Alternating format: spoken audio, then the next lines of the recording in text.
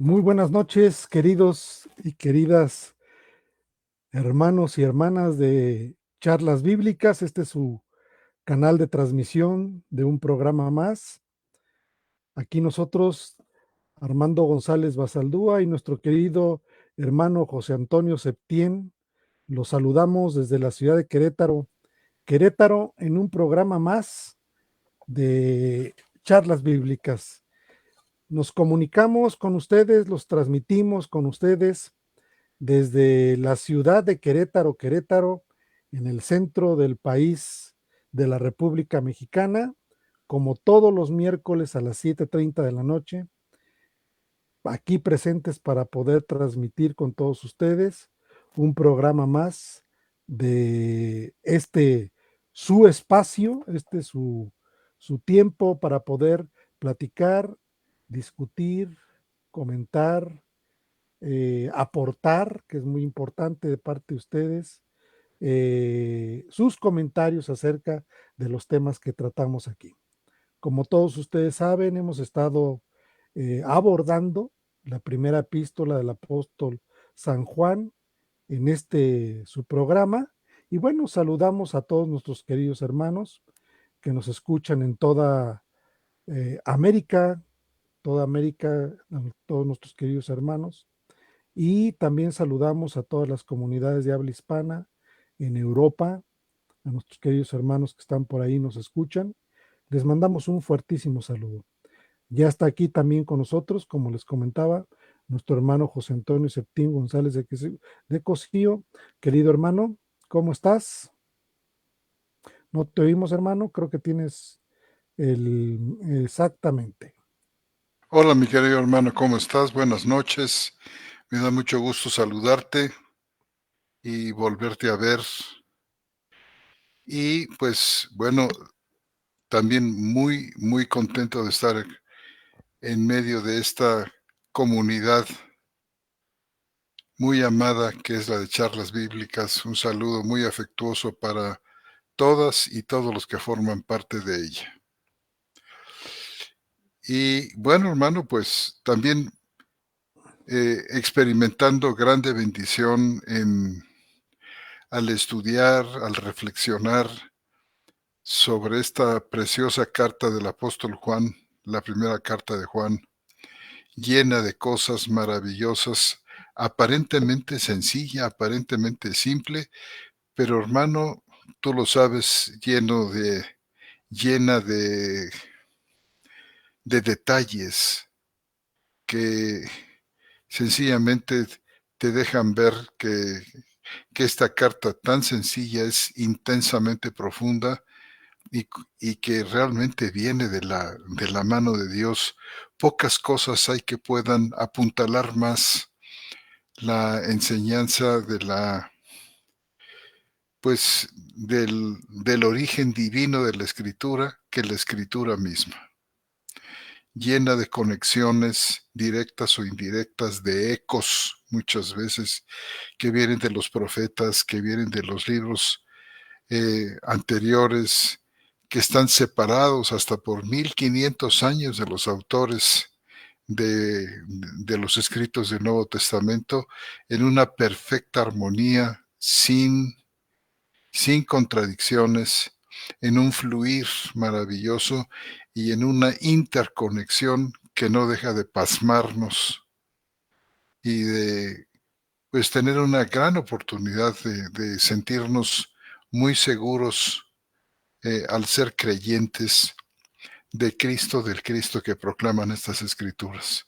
Y bueno, hermano, pues también saludamos a nuestros hermanos que nos ayudan para lograr esta transmisión. Nuestro hermano Jesús Lozada de la Ciudad de México, Roberto, Magaldi.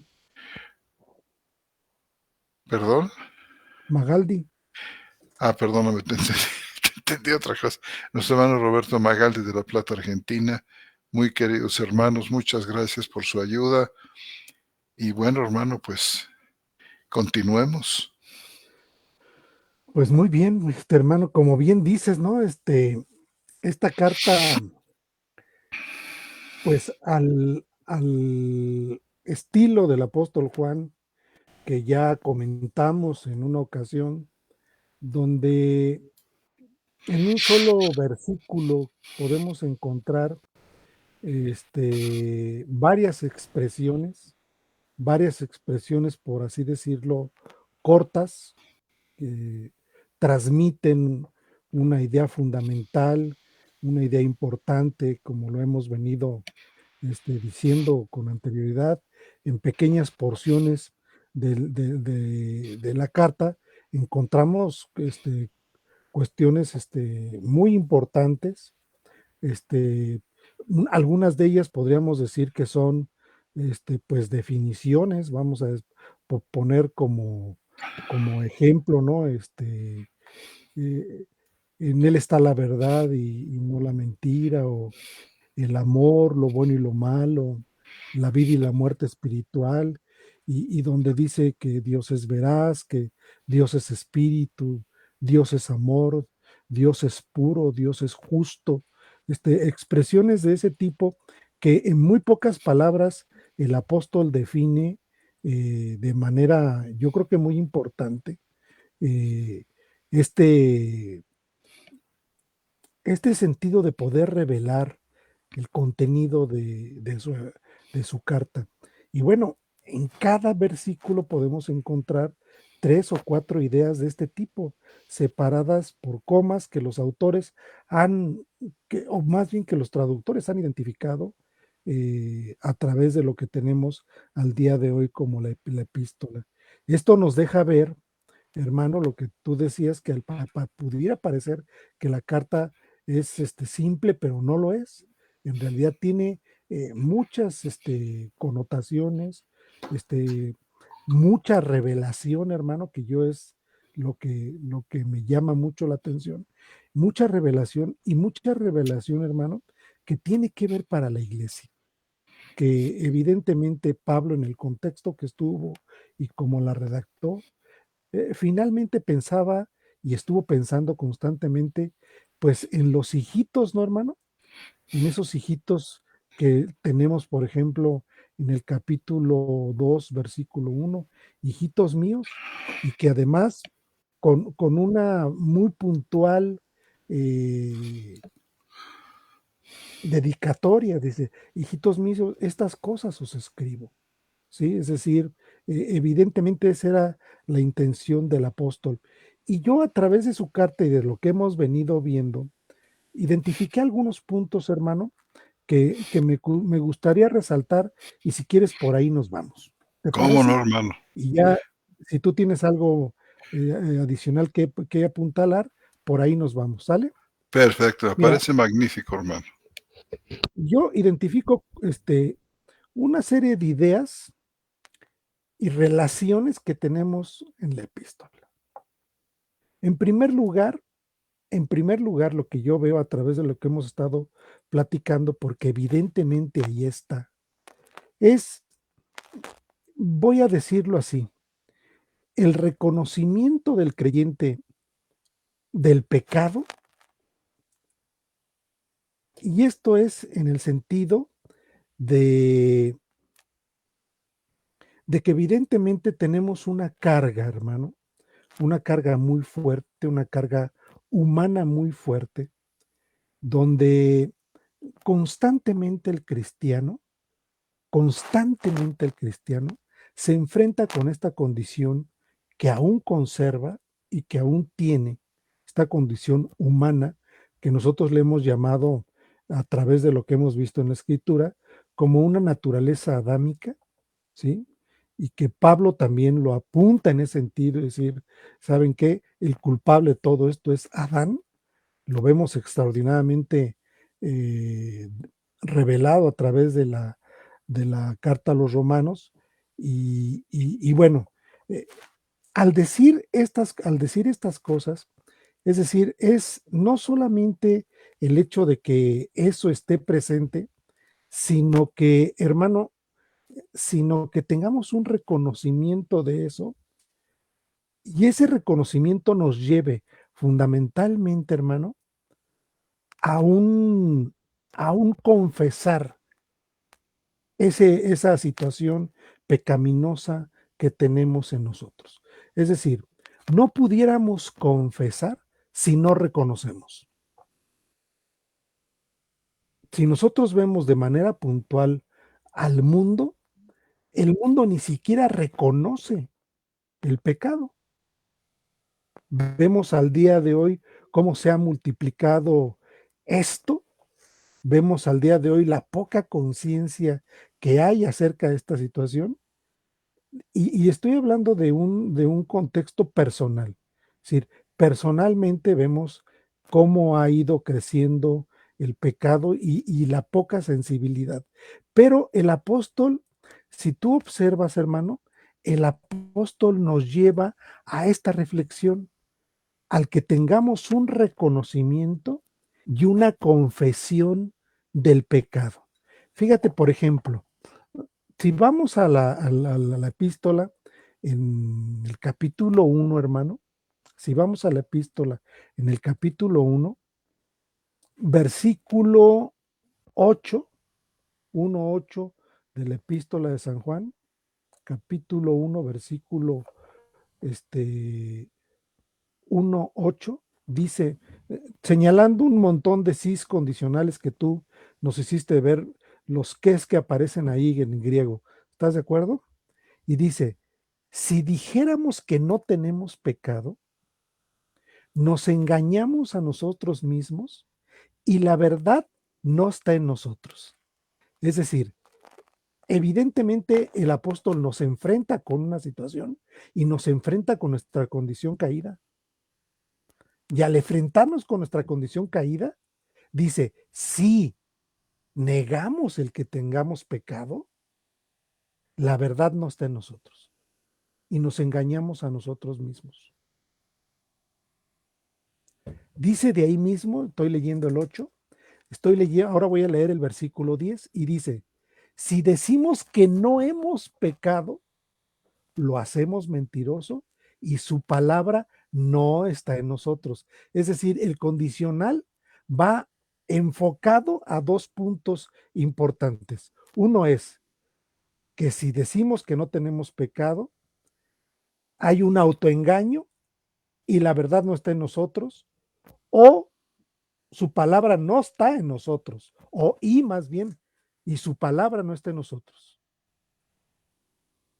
Es decir, tiene que haber, hay un reconocimiento propio de lo que está pidiendo para la iglesia. Sin embargo, hermano, sin embargo, si nosotros vemos el versículo que está entre el 8 y el 10, en este caso el 9, dice, si confesamos nuestros pecados, Él es fiel y justo para perdonar nuestros pecados y limpiarnos de toda maldad.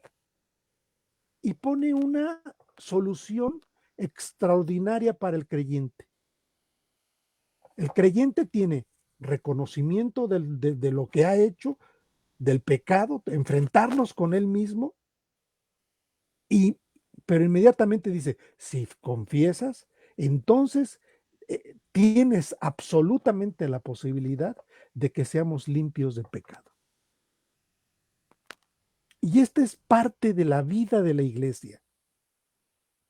Pone esta revelación y este antecedente para que la iglesia sepa, por así decirlo, lo voy a decir de esta manera, cuál es el mecanismo, hermano. ¿Cuál es el mecanismo del reconocimiento del pecado como primera parte y dos, la confesión del mismo para que el Señor nos limpie de toda maldad?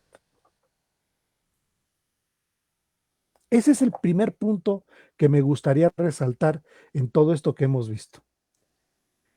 Sin embargo, de parte de Dios viene otra provisión que otorga una seguridad mayor en el creyente. Y nos revela, hermano, nos revela como un segundo punto, nos revela la presencia de un Paraclitos el justo. Después de que el creyente se enfrenta a esta situación, entonces el apóstol dice, hijitos míos, estas cosas os escribo para que no pequéis. Y si alguno hubiere pecado, Parácletos tenemos ante el Padre. En este caso, a Jesucristo el justo. Pero sin embargo, nosotros vemos que en el propio Evangelio de San Juan, el apóstol dice claramente que nos va a otorgar otro Parácletos. Uno es Cristo y otro es el Espíritu Santo. Dice San Juan 14:16. Y yo rogaré al Padre y os dará otro Parácletos para que esté con vosotros para siempre. Versículo 17. Al Espíritu de la verdad, al cual el mundo no puede recibir, pues no lo ve ni lo conoce. Vosotros lo conocéis, porque está con vosotros y estará en vosotros. Es decir, no solamente viene el reconocimiento del creyente con respecto a esta situación de pecado, sino que el propio Señor nos proporciona una solución a este asunto, y la solución tiene que ver con Dios mismo. Este Dios mismo que está en nosotros, como dice San Juan 14:16, yo rogaré al Padre y os dará otro Parácletos, como expresando que yo soy uno de ellos. Es decir, el Señor Jesucristo es un Parácletos, pero el Espíritu Santo es otro Parácletos. Y nos dice en qué condiciones estará con nosotros. Cuando el apóstol en su epístola describe esta situación, dice, hijitos míos, estas cosas os escribo para que no pequéis, y si alguno hubiere pecado, Parácletos tenemos ante el Padre, y nos dice quién es. No nos dice que en este caso es el Espíritu Santo, sino dice a Jesucristo el justo. Ese es un segundo elemento, hermano, que tenemos presente en esta descripción que tenemos en estos primeros capítulos de la epístola de San Juan. Como resultado de esto, hermano, con un tercer punto, como resultado de esto, ¿qué es lo que el Señor nos otorga? Bueno, el Señor nos otorga la remoción de la culpa o del pecado como una acción a favor del creyente. En el 1:9 acabamos de leer, en el 1:9 lo acabamos de leer puntualmente, donde dice, si confesamos nuestros pecados, Él es fiel y justo para perdonar nuestros pecados y limpiarnos de toda maldad. Es decir, aquí tenemos un doble aspecto, el perdón y la limpieza de ellos mismos. Sí, y bueno, si vamos al 2:2, en aquel que de alguna manera nos quedamos ahí en las últimas sesiones, donde dice, Él es también la propiciación por nuestros pecados, y no solo por los nuestros, sino también por los de todo el mundo. Situación que ya platicamos, ¿no, hermano? Es decir, situación que ya abordamos, situación que ya de alguna manera hemos estado en él, pero sin embargo, en este punto número 3 es lo que Dios nos otorga es la remoción de la culpa o del pecado como una acción a favor de nosotros. Sabemos que la propiciación no solamente es esta acción a favor de nosotros, sino que va relacionada con aspectos que tienen que ver con el sacrificio, con la sangre, con el amor que el Señor tiene. Sin embargo, es un efecto que el Señor nos da, un efecto pues importantísimo. que el Señor nos da en este sentido, es decir, remoción del pecado, limpiarnos de toda la culpa. Como un cuarto punto, hermano, como un cuarto punto,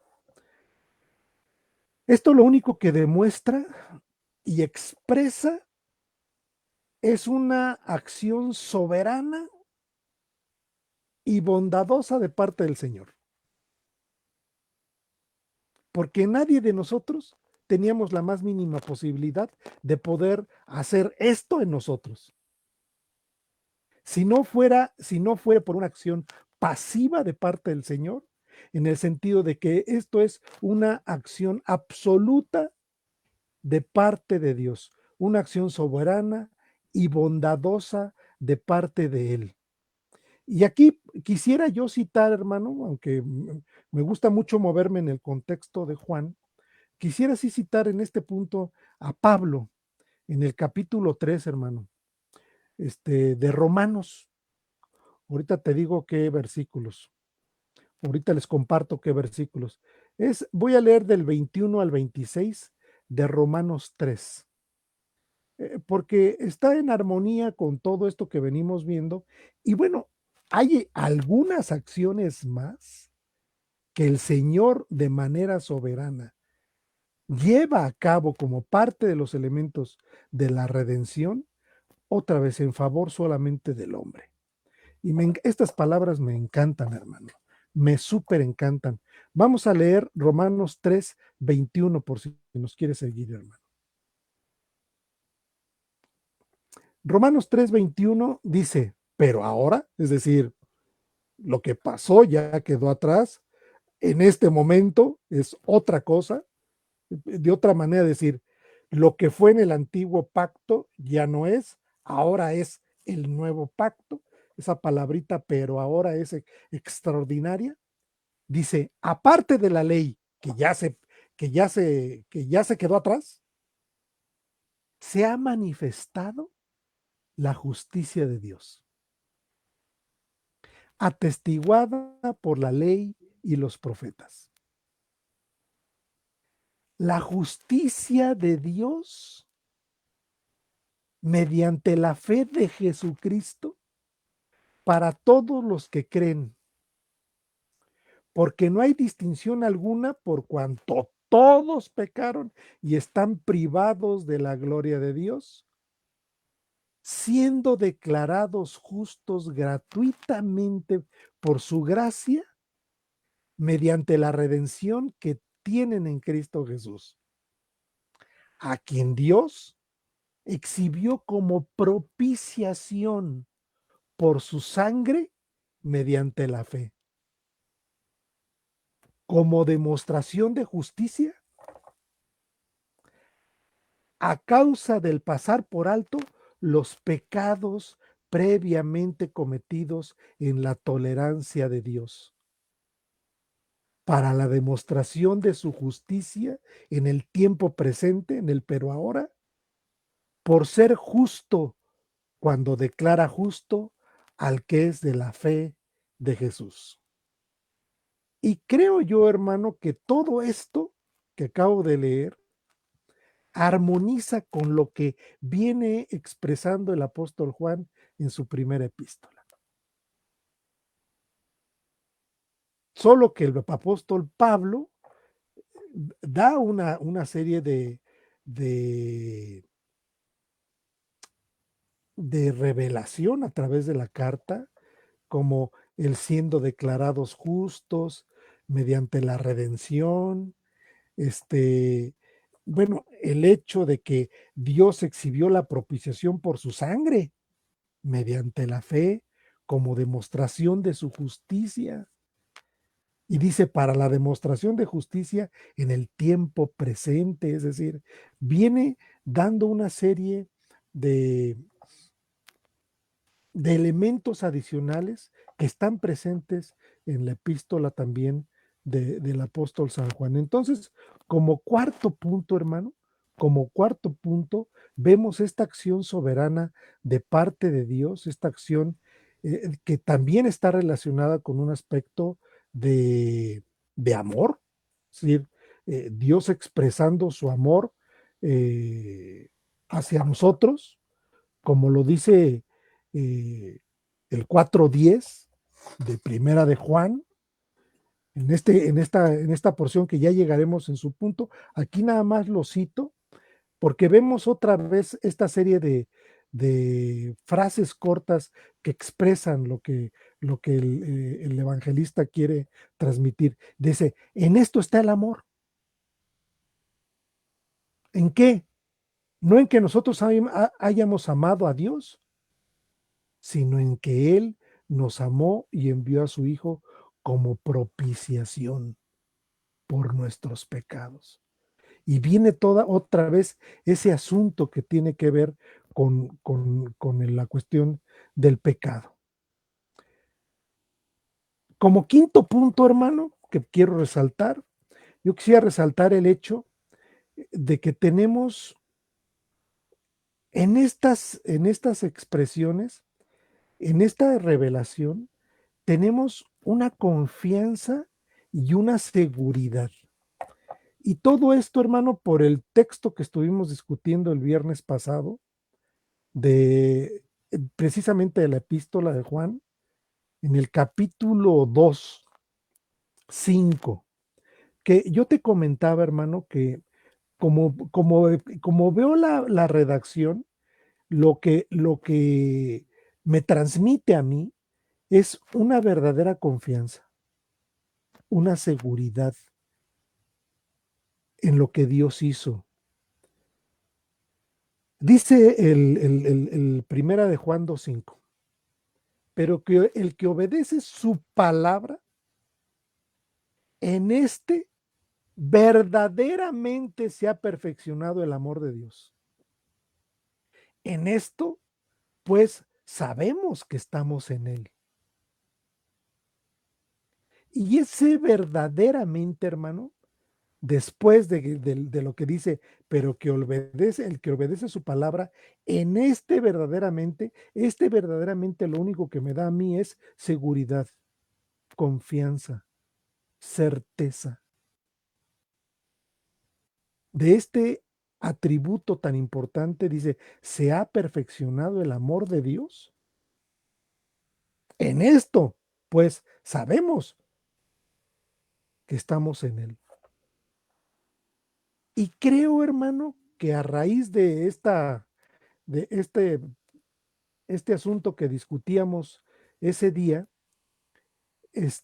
veo también que armoniza ahí mismo en Juan, en el 4:17, hermano. Ahí mismo en la epístola de Juan, versículo 17 del capítulo 4. Y otra vez utiliza palabras muy similares a las que acabamos de leer. Voy a leer el 16 para tener un contexto con respecto a lo que quiero comentarles. Dice, y nosotros hemos conocido y creído en el amor que Dios tiene hacia nosotros. Dios es amor. Y el que permanece en el amor permanece en Dios. Y Dios permanece en él. Y dice, en esto ha sido perfeccionado el amor entre nosotros, para que tengamos confianza. Y mira que esto confirma de alguna manera lo que platicábamos el viernes. Dice, para que tengamos confianza en el día del juicio, que como Él es, así somos nosotros en el mundo. Es decir, ese verdaderamente lo que produce es seguridad, lo que produce es confianza. Y en este texto del 4:17 de Juan, dice, en esto ha sido perfeccionado el amor entre nosotros para que tengamos confianza.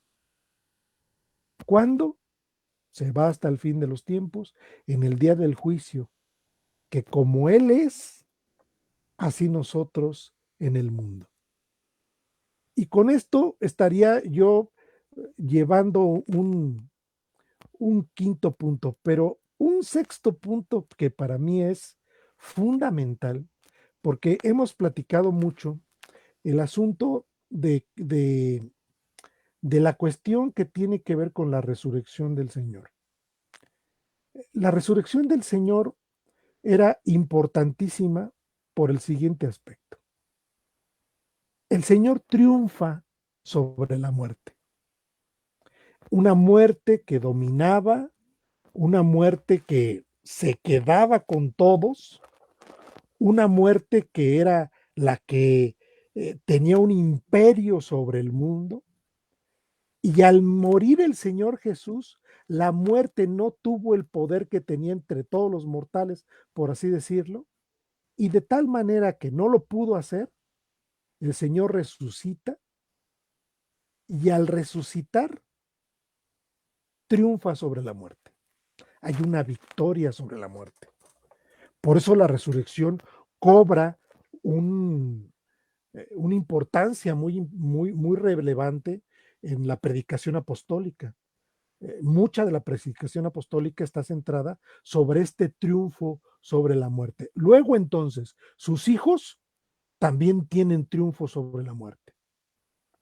Hemos hablado que la vida eterna como consecuencia de la salvación y consecuencia de la vida espiritual, esta vida eterna que siempre es expresada en presente, no es otra cosa más lo que Cristo hace para triunfar sobre la muerte y dada ahora a sus hijos. Sin embargo, yo veo que hay un triunfo más, hermano, que es muy importante, y es el triunfo sobre el pecado.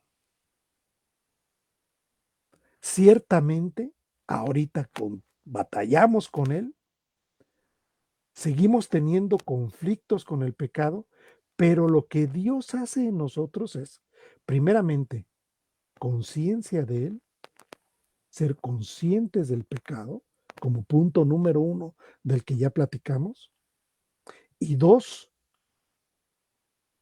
la seguridad de que Dios nos limpia de toda maldad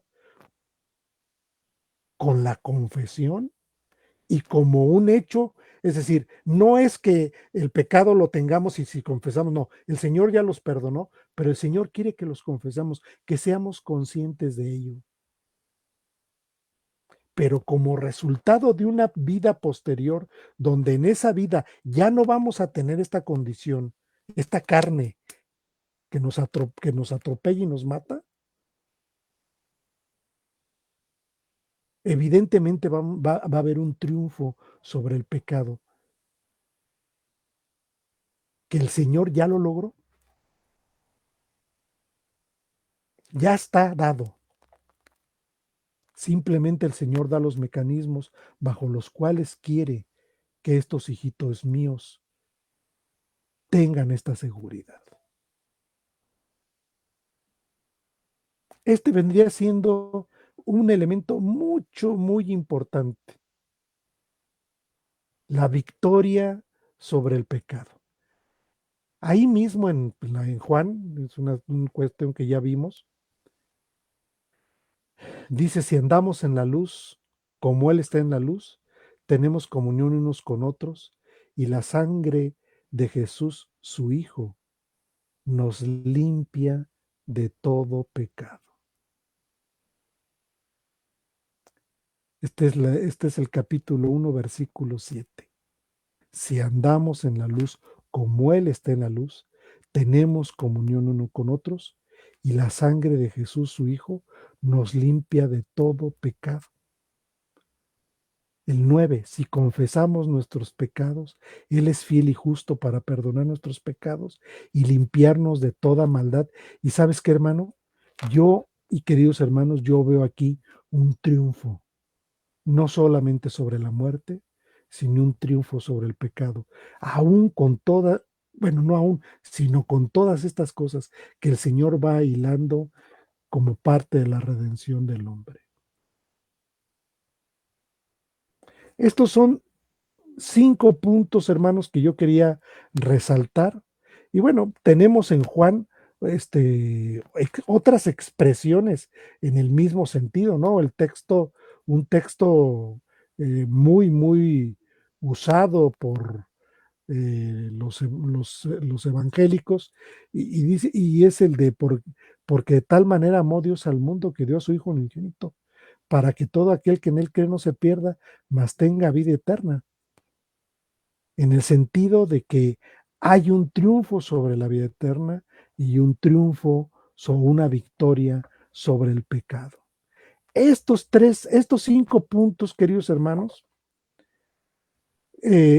pudiéramos quizás pensarlos de manera secuencial, que son acciones que empiezan, que comienzan y que no solamente eso, sino la conciencia que Dios nos da acerca de las cosas y que nos revela una pertenencia y una unión del creyente con Cristo y con Dios, que está expresada, hermanos, que está expresada en lo que el apóstol enfatiza muy puntualmente con respecto a la bondad de Dios, con respecto al amor de Dios, ¿sí? Y que lo tenemos ahí mismo en el capítulo 4 de esta epístola, del versículo 6 en adelante. Voy a leer hasta el 9 nada más, hermanos. Voy a leer 6, 7, 8 y 9. Y dice lo siguiente. Nosotros procedemos de Dios. Por eso hablo yo de pertenencia, de unión con Perdóname, Cristo. hermano, Sí, en qué parte estás? estoy en Primera de Juan 4, 6, hermano. Gracias. Primera de Juan 4, 6. Y dice, nosotros procedemos de Dios. El que conoce a Dios nos escucha. El que no procede de Dios no nos escucha. Por eso conocemos el espíritu de la verdad y el espíritu del error. Amados, amémonos unos a otros, porque el amor proviene de Dios. Todo el que ama ha nacido de Dios y conoce a Dios. El que no ama no conoció a Dios, porque Dios es amor. En esto fue manifestado el amor de Dios en nosotros, en que Dios envió al mundo a su Hijo unigénito para que vivamos por medio de él. Yo sé que aquí hay muchas cosas que podemos pararnos y detenernos a puntualizar y a abordar, que lo haremos en su momento. Sin embargo, el punto aquí es la pertenencia y la procedencia del cristiano de parte de Dios. Estos son 6 puntitos, hermano, que yo quería resaltar con respecto a lo que hemos venido hablando. ¿Qué opinas, mi querido hermano? Tu micrófono. Yo creo, hermano, que son 6 puntos muy importantes de los, como bien dices tú, de los muchos puntos que vamos encontrándonos en la carta, los diferentes ángulos que el Señor nos presenta para captar el contenido de la carta y enriquecernos espiritualmente con ello, hermano. Y como también dices tú, nos iremos encontrando otros tantos a medida que avanzamos en el conocimiento de la carta. Yo estoy sorprendido, hermano, de todo lo que vamos entendiendo, todo lo que el Señor nos está permitiendo ver desde una aparente, nada más, una aparente sencillez.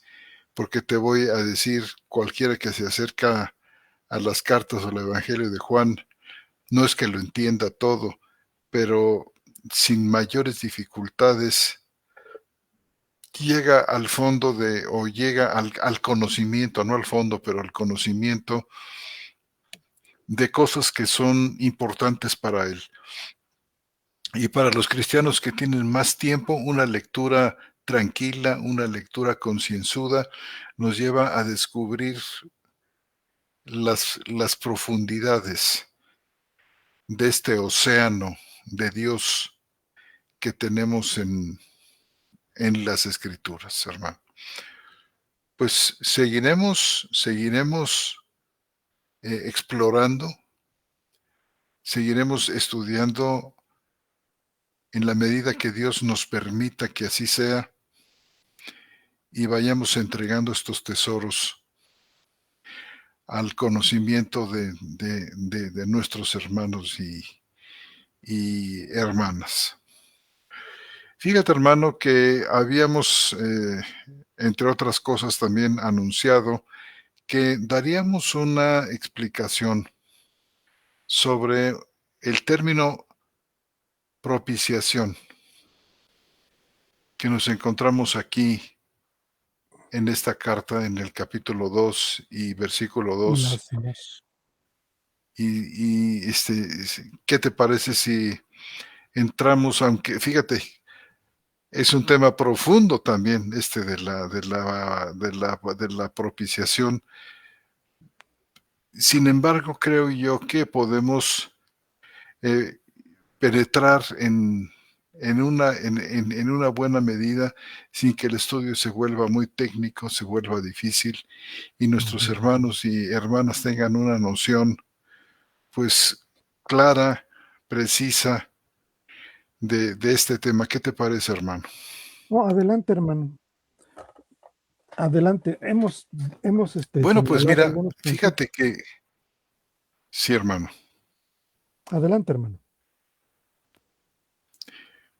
Bueno, yo creo que sobre estos puntos que tú has mencionado, hemos comenzado a verlos, algunos de ellos desde que comenzamos a estudiar la carta, y yo creo que en la medida en que continuemos estudiándola, estos puntos y otros, vamos a poder ir más al fondo de ellos y ver cómo se encadenan con otros mensajes importantes de la carta. Bueno, mira, hermano, el pasaje que quiero yo tocar aquí de Primera de Juan está en el capítulo 2 y versículo 2. Me voy a Ujú, permitir leer desde el 1, dice: hijitos míos, estas cosas os escribo para que no pequéis. Y si alguno hubiere pecado, Parácletos, que como bien decías tú, creo que estabas leyendo del griego, no dice Parácletos, sino Paráclitos, ujú. porque es cita, ¿verdad? Aunque, Sí, bueno. dice Paráclitos. Paráclitos tenemos ante el Padre a Jesucristo el justo, el cual es también la propiciación por nuestros pecados, y no solo por los nuestros, sino también por los de todo el mundo. En esta carta, Juan utiliza dos veces el término que en este caso es hilasmos, Sí. Ujú, hilasmos, que ujú, se traduce. Fíjate, se traduce como propiciación, pero como algunas versiones de la Biblia también lo traducen como expiación, y es ujú, muy importante que podamos hacer una diferenciación entre las dos palabras. Entonces, los diccionarios del Nuevo Testamento incluyen los dos sentidos. ujú, Y es que muchas veces resulta que el trabajo de los lexicógrafos a veces es como reunir los diferentes significados que comentaristas y traductores han venido encontrando. Y entonces nos pone a veces en una situación difícil porque nos podemos encontrar, por ejemplo, la Biblia textual, cuarta edición, que traduce el cual es también la propiciación por nuestros pecados, y luego nos ujú. encontramos otras donde dice que es la expiación por nuestros pecados. Ahora, no habría dificultad en entender una cosa, vamos, en tomar una traducción o la otra, siempre y cuando notáramos bien cuál es la diferencia. ¿Cuál es la diferencia? Mira, desde tiempos antiguos, la traducción de hilasmos como propiciación, fíjate, viene de la Vulgata, viene del siglo IV, pero muchos escritores modernos, Ujú, consideran que ilasmos como propiciación es una traducción desafortunada. Bah, Entonces, fíjate, por ejemplo, la Revised Standard Version, la versión estándar revisada que es muy conocida en el mundo de habla inglesa, prefiere traducir ilasmos como expiación. Y también la New English Bible, que es algo así como una traducción dinámica, también muy conocida y muy, pues, y muy vendida en los Estados Unidos. Esta presenta, fíjate, como todas las traducciones dinámicas, no propiamente una traducción, sino una especie como de explicación, una paráfrasis, es decir con otras muchas palabras lo que una palabra dice sencillamente en su sentido más básico, en una lengua determinada. Entonces, la nueva versión internacional presenta una paráfrasis de esta palabra ilasmos que a mi entender y al entender también de otros hermanos, nos parece bastante desmañada. Por ejemplo, la nueva versión, esta nueva Biblia, la New English Bible, traduciéndola, traduciría ilasmos como el remedio para la contaminación de. mm. Y La nueva la, versión internacional pone sacrificio. fíjate cómo, a ver si me puedes, si no la puedes leer, brother. Dice, Él es el sacrificio por el perdón de nuestros pecados. Fíjate. Y no solo por los nuestros, sino por los de todo el mundo.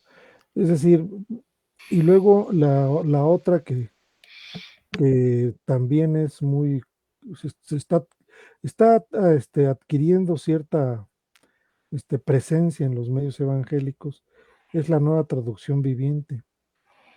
Y en ella también dice, Él mismo es el sacrificio que pagó por nuestros pecados. Como que son muchas palabras para una sola, ¿verdad?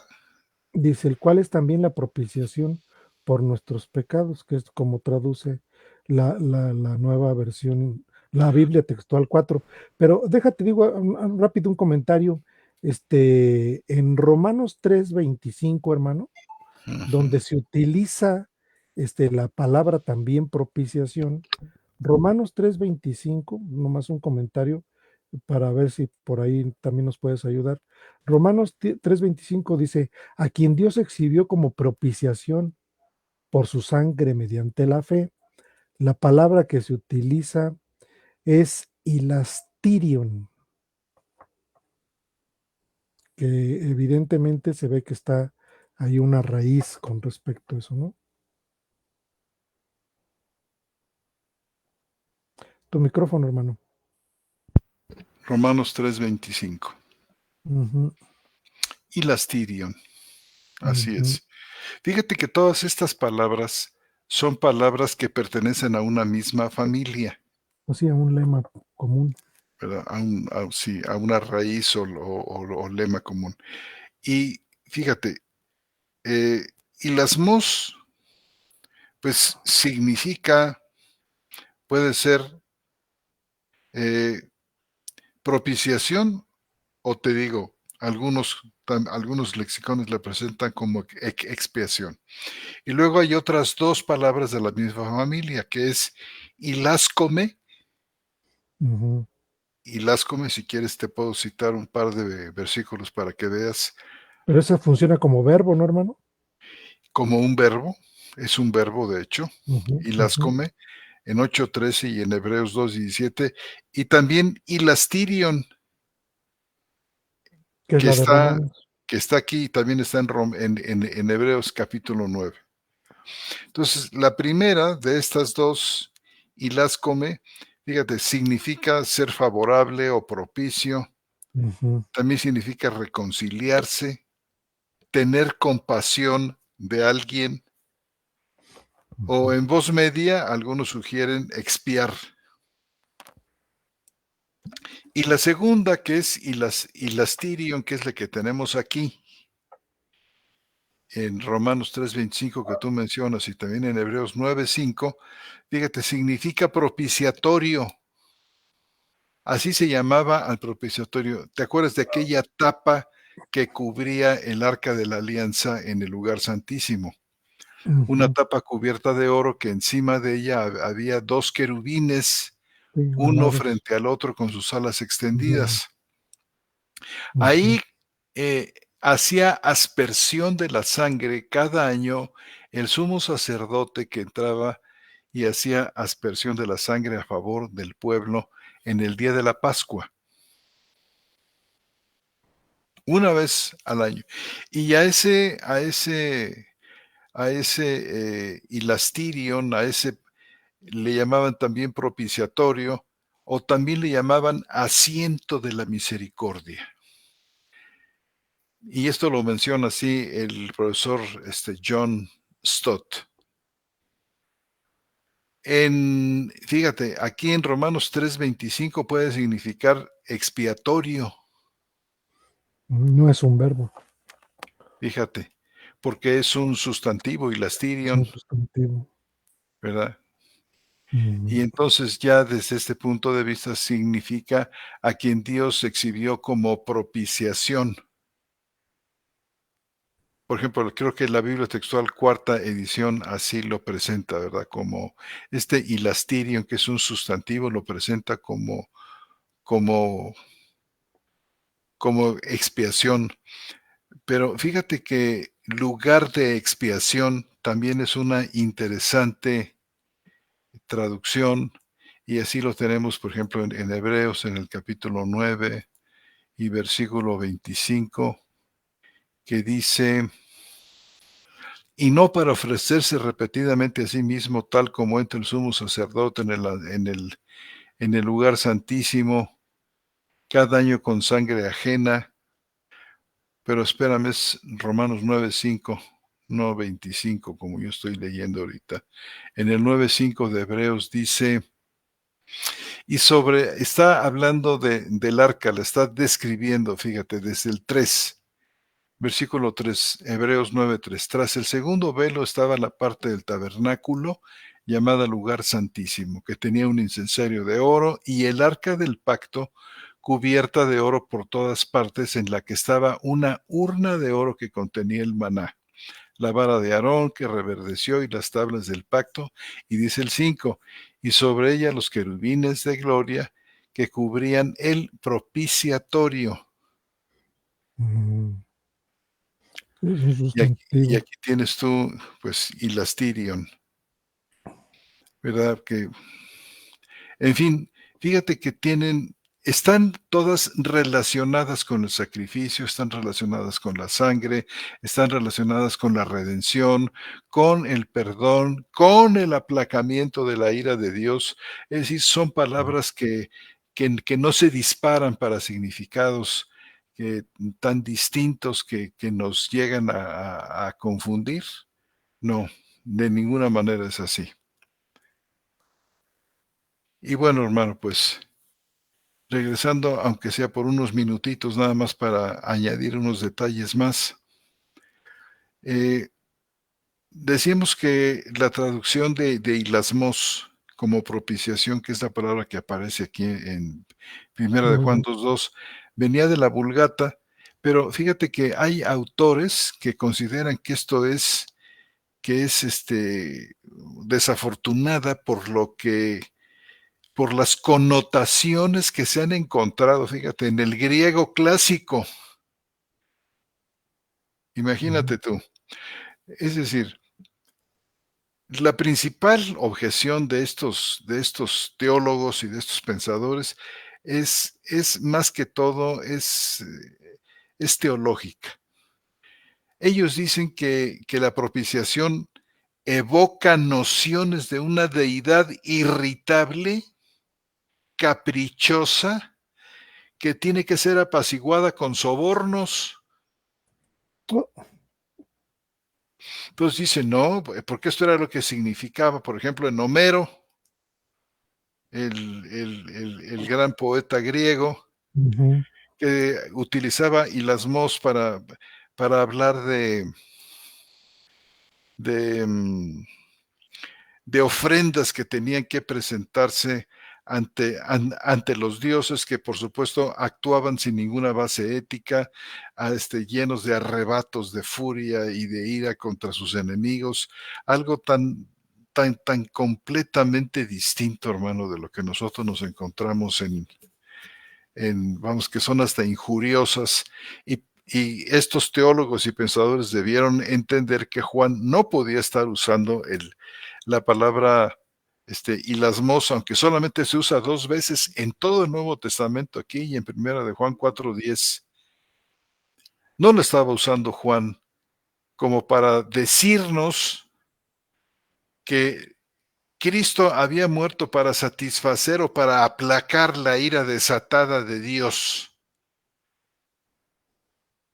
No, hay un concepto bíblico, cristiano, de la propiciación que es completamente distinto de estos conceptos paganos tan crudos.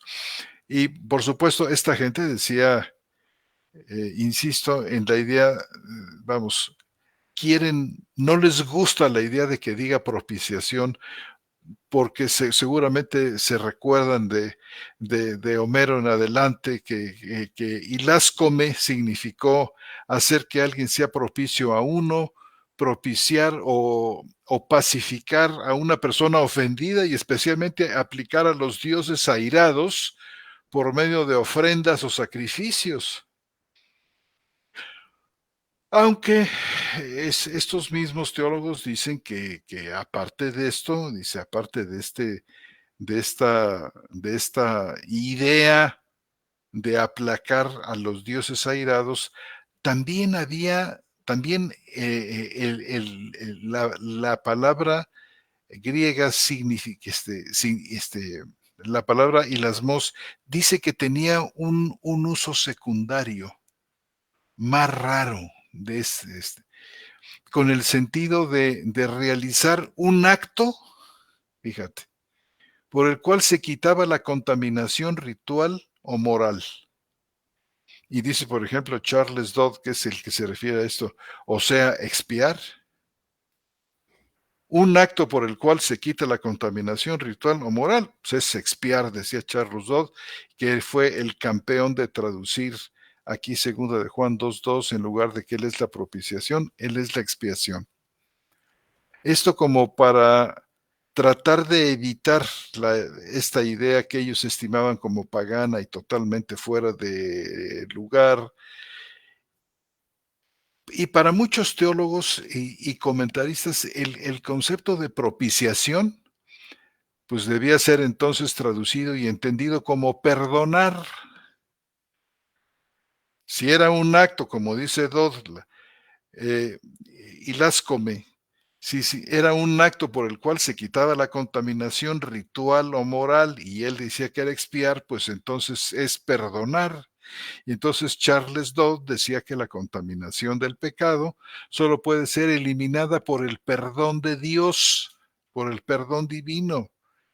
Entonces, por lo tanto, en Primera de Juan 2:2, decir que Jesús es la propiciación por nuestros pecados es simplemente otra manera de decir que por medio de Cristo Dios nos limpia y nos perdona. Y esto no es exacto. Y ellos dicen, por ejemplo, que el concepto traducido aquí por hilasmos y todos sus términos afines no es una acción por la cual se propicia a Dios, sino una acción por la cual el hombre es purificado y su pecado neutralizado. Y esto lo decía Westcott. ¿Te acuerdas? Los que publicaron aquel Nuevo Testamento muy famoso, Westcott y Hort. Entonces, como si no hubiera palabras en el griego que Juan pudo haber utilizado perfectamente para hablar de purificación o de neutralización del pecado o de perdón. Por supuesto que las había, pero Juan no escoge ninguna de estas, sino escoge la palabra hilasmos. Y la idea, dicen ellos, siguen diciendo ellos, los que defienden aquí y las mos por perdón o por limpieza o por purificación. La idea, dicen, no sería la de apaciguar a alguien que está irado contra el ofensor, sino la de alterar, dicen ellos, dice Westcott, alterar el carácter de aquello que desde afuera interpone un obstáculo inevitable a la comunión. Alterar el carácter de aquello, es decir, las acciones pecaminosas que desde afuera se vuelven un obstáculo para la comunión con Dios. Entonces, el hilasmos, la propiciación, cambia al hombre, lo limpia, lo purifica, cambia al hombre, pero no a Dios. Es decir, la propiciación aquí viene a anular sus pecados y elimina así la barrera de comunión con Dios. Entonces concluyen ellos que el concepto traducido por hilasmos aquí, que decimos que debe ser propiciación, no es una acción por la cual se propicia a Dios, sino una que por la cual el hombre es purificado y su pecado es, dice Westcott, neutralizado. Y por supuesto que esto, hermano, pasa por alto un aspecto muy importante de la palabra propiciación. Aquí en 2.2, fíjate cómo dice también 4.10, que es el otro lugar donde se menciona el, el término. Y las mos dice 4.10, en esto está el amor, no en que nosotros hayamos amado a Dios, sino que Él nos amó y envió a su Hijo como propiciación, como hilasmos por nuestros pecados. Entonces, yo creo que cuando menos podemos ver unas 3 cosas aquí. Y la primera de estas tiene que ver, hermano, con la necesidad de la expiación, y es ahí a donde yo me quiero quedar. Si lo que Juan tenía en mente realmente es una expiación, y tenemos que recordar que expiar consiste en padecer el castigo por los pecados, con lo cual, por supuesto, se eliminan los efectos del pecado y el pecador arrepentido puede reconciliarse con Dios. Es decir, la expiación ve hacia el hombre fundamentalmente, ¿sí? La culpa del hombre, el castigo por los pecados que los lleva otro, y de esta manera, así pagando el otro por los pecados del otro, entonces puede haber una reconciliación con Dios. Ahora, la expiación está presente, por supuesto, y que podemos decir que expiación y propiciación son términos relacionados, muy relacionados, pero por supuesto que sí. Pero Juan, no, vamos, creo yo que al usar la palabra propiciación está tomando en consideración 2 cosas. Por una parte, ciertamente el pecado del hombre, pero también la ira de Dios.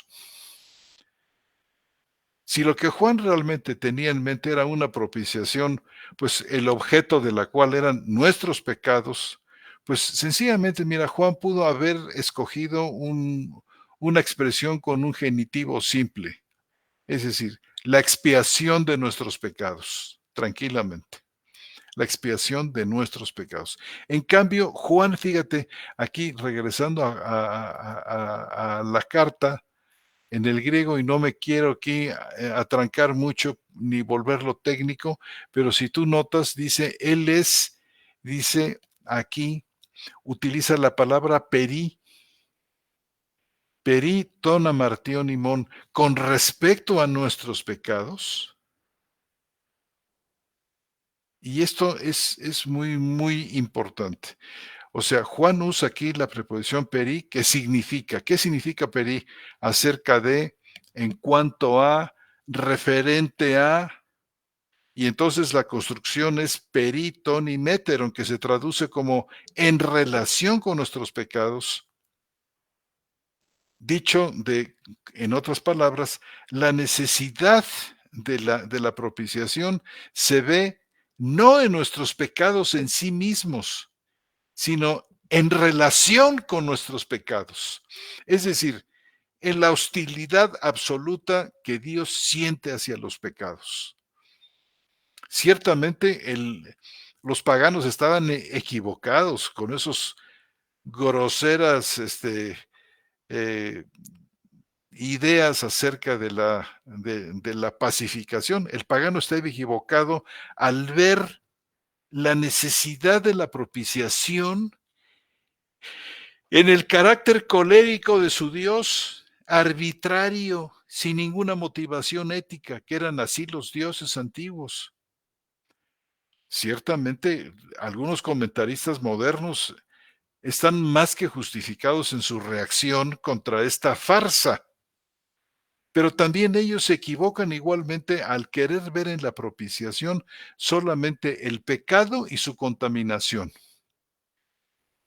Y la necesidad de la propiciación no está constituida por la ira de Dios aisladamente,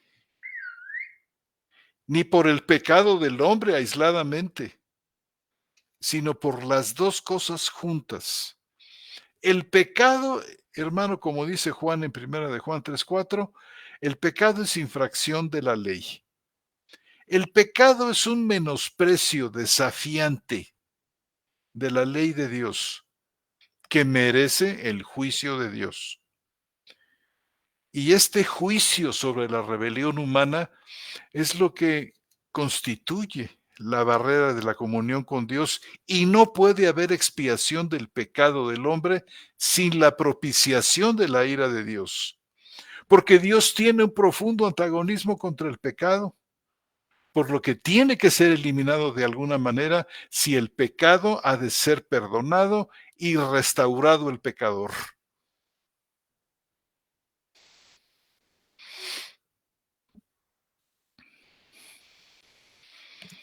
Y bueno, para terminar, que ya me tomé un buen rato aquí, fíjate, hermano, que tanto la propiciación, en realidad, tanto la propiciación como la expiación, hermano, tienen que ver con un apaciguamiento de la ira de Dios. La misma palabra griega, decíamos hace rato, se puede traducir como, se traduce usando expiación o propiciación de cuando en cuando. Pero hay una ligera diferencia en los términos. La expiación es el acto que resulta en el cambio de la disposición de Dios para con nosotros. Es lo que Cristo hizo en la cruz, y el resultado de la obra de expiación de Cristo es la propiciación de la ira de Dios que ha sido removida. Es decir, la distinción es la misma que existe entre el rescate que se paga y la actitud de la persona que recibe el rescate. Y la obra de Cristo fue un acto de aplacamiento. En conjunto, hermanos, la expiación y la propiciación constituyen un acto de aplacamiento. Cristo hizo su obra en la cruz para aplacar la ira de Dios. Y esta idea de aplacar la ira de Dios como que no ha hecho mucho para aplacar la ira de los teólogos modernos, y se ponen furiosos sobre cualquier idea de aplacar la ira de Dios, y como decíamos, creen que está por debajo de la dignidad de Dios que tenga que ser aplacado, o que debamos hacer algo para calmarle o apaciguarle. Pero tenemos que ser muy cuidadosos en la manera como nosotros entendemos la ira de Dios. Y es que tenemos que recordar que el concepto de aplacar la ira de Dios tiene que ver aquí no con un asunto, digamos, periférico, un punto de vista tangencial, de la doctrina, sino con la esencia misma de la salvación. Es decir, ¿qué significa cuando nosotros hablamos de la salvación? ¿Qué significa el término salvación? Y por supuesto, este es un término complejo que, dado que la palabra salvación se utiliza, hermanos, casi en 70 diferentes maneras en la Biblia. Por ejemplo, si alguien es rescatado de una derrota segura en la batalla, se experimenta salvación. Si alguien sobrevive de una enfermedad que amenaza su vida, esa persona experimenta salvación. Los jueces que rescataban a Israel en repetidas ocasiones de sus enemigos que los oprimían, son ellos llamados salvadores, sotiros. Si unas plantas reverdecen después de estar marchitas, son salvas. Ese es el lenguaje bíblico y realmente no es diferente de nuestra lengua común y corriente de todos los días. Por ejemplo, un boxeador es salvado por la campana, lo que significa que se salvó de perder la pelea por nocaut. No que fue transportado al reino eterno de Dios. Es decir, experimentar la liberación de un peligro claro y presente se puede decir que es una forma de salvación. Cuando nosotros hablamos de la salvación en la Biblia, debemos tener mucho cuidado de afirmar de qué somos salvos. Porque mucha gente, muchos cristianos, inclusive cuando se les pregunta, bueno, tú eres salvo, pero ¿de qué? Salen con cualquier cantidad de extrañas respuestas y no van a lo más básico. El apóstol Pablo nos ayuda a entender esto contestando esta pregunta: ¿de qué somos salvos? Por ejemplo, 1 Tesalonicenses 1:10 dice que Jesús nos libra de la ira venidera. 1 Tesalonicenses 1:10. En última instancia, Jesús murió para salvarnos de la ira de Dios. O sea, hablando de propiciación como aplacar la ira de Dios, bueno, Jesús murió para salvarnos de la ira de Dios. Simplemente no podemos entender la enseñanza ni la predicación de nuestro Señor aparte de esto, porque Él constantemente advirtió a la gente que todo el mundo algún día pasaría a estar bajo el juicio de Dios. Y estas, por ejemplo, son algunas de sus advertencias sobre el juicio. Por ejemplo, allá en Mateo que decía, yo les digo que todo aquel que esté enojado con su hermano será culpable. Será culpable en el juicio, en la corte o en el tribunal. Y yo os digo, en otro lugar dice que toda palabra vana que hablen los hombres, de toda palabra vana, darán cuenta de ella en el día del juicio. Y en otro lugar dice, y los hombres de Nínive se van a levantar con esta generación en el juicio y la condenarán, porque ellos se arrepintieron con la predicación de Jonás. Y miren, algo más grande que Jonás está aquí, decía el Señor. Entonces, la enseñanza de nuestro Señor es una enseñanza de crisis. La palabra griega crisis significa juicio.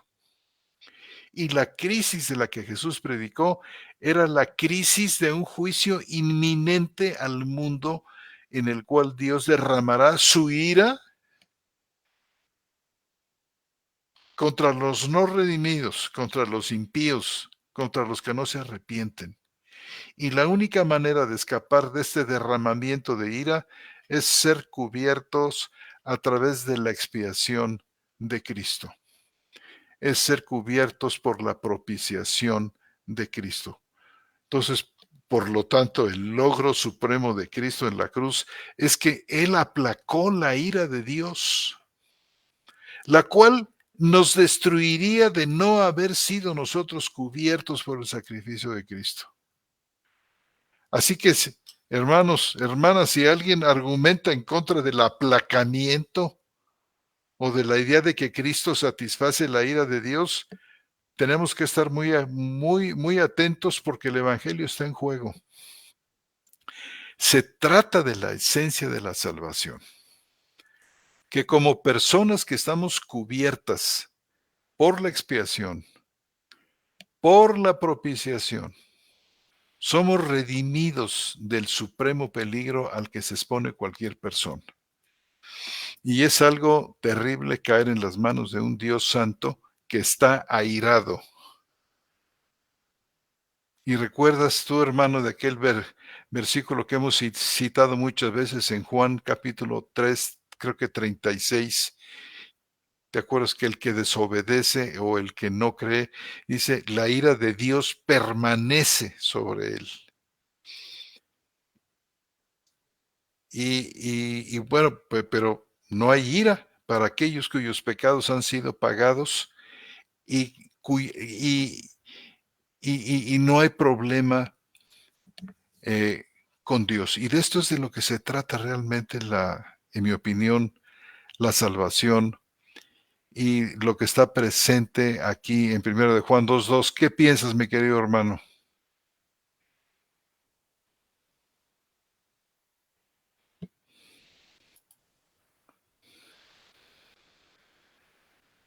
Ahora sí, ya me escucho. Creo que tiene que ver con eso, tiene que ver con el amor de Dios manifestado para poder realizar estas acciones sobre el hombre. Tiene que ver como un favor inmerecido hacia el hombre, aplacando la ira de Dios de algo que el hombre era absolutamente culpable. Y bueno, en eso se muestra el gran amor que Dios tiene para con nosotros. El gran amor que tiene para con nosotros en el sentido de que Él nos amó primero, no nosotros a Él, y que ha aplacado la ira que, pues, que nos tocaba, hermano. Ujú. Tu micrófono, mi querido hermano. Así es, hermano. Ujú. Y bueno, Juan lo expresa de esa manera y creo que abarca todo esto que has comentado. Creo que la soberanía y la bondad de Dios expresada en su amor hacia nosotros permitió que se aplacara la ira de Dios con respecto a nuestra condición que nos separaba de Él totalmente y que ahora ha sido restaurada. Yo creo que hablar de la ira de Dios de ninguna manera reduce a Dios, ¿verdad? No, porque finalmente si somos conscientes de lo que representaba nuestra condición delante de Él, pues entonces lo único que tenemos es una muestra de amor y de misericordia, hermano. O sea, se enlazan muchas Exacto, cosas que tienen que ver exacto. con este punto. Pues muy bien, mi querido hermano, nos hemos pasado un poquitillo. Si gustas, pasamos a saludar a nuestros hermanos y ¿Cómo no?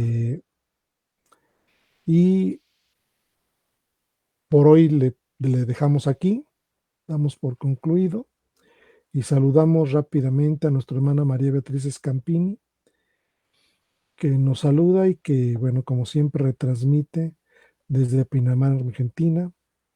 Nos saluda nuestro hermano Lupillo Contreras. Dice que está en gracia y justificado. Nuestro hermano José Espina también nos manda un fuerte abrazo desde San Juan, Argentina. Nos saluda nuestro hermano. Nuestra hermana Marlene Rodríguez también nos está escuchando. Nos manda saludos desde Washington. Lupillo Contreras manda Lupillo Contreras dice, todo el que está en Cristo es librado de la ley del pecado y de la muerte. Cita Romanos 8, dice, ahora pues ninguna condenación hay para los que están en Cristo Jesús, porque la ley del Espíritu de vida en Cristo Jesús te ha libertado la ley del pecado y de la muerte. Pues lo que la ley no pudo hacer, ya que era débil por causa de la carne, Dios lo hizo enviando a su propio Hijo en semejanza de carne de pecado como ofrenda por el pecado. Y dice, condenó al pecado a la carne. Ya no estamos bajo la ira, sino ni somos hijos de ira. Y nuestra hermana Marlene, María Beatriz Scampini, dice que le gustó la exposición de lo que pues, se presentó el día de hoy. Mil gracias, queridos hermanos. También saludamos a nuestros hermanos que nos mandaron un me gusta. Nuestra hermana María Beatriz Scampini, Ignacio Aguilar, Lupillo Contreras, María Beatriz Scampini, Surisma Rodríguez y Miguel Ángel Loaiza. Un fuertísimo saludo a todos ustedes, queridos hermanos. Damos por concluida la charla bíblica de este 24 de abril. No sé si sea la última charla de este mes. Al parecer creo que sí, hermano. Sí, así Y ya es. vamos a entrar a mayo y no hemos salido del capítulo 2, hermano. Entonces, por ahí le seguiremos eh, aportando para la siguiente semana. Pues les damos las muy buenas noches y les damos un abrazo cordial a todos ustedes, queridos hermanos. Los saludamos desde Querétaro, Querétaro, en el centro de la República Mexicana. Su hermano José Antonio Septín González de Cosío y un servidor Armando González. Les mandamos un fuertísimo abrazo. Que tengan muy buenas noches, Dios les hermanos. bendiga, hermanos. Igualmente.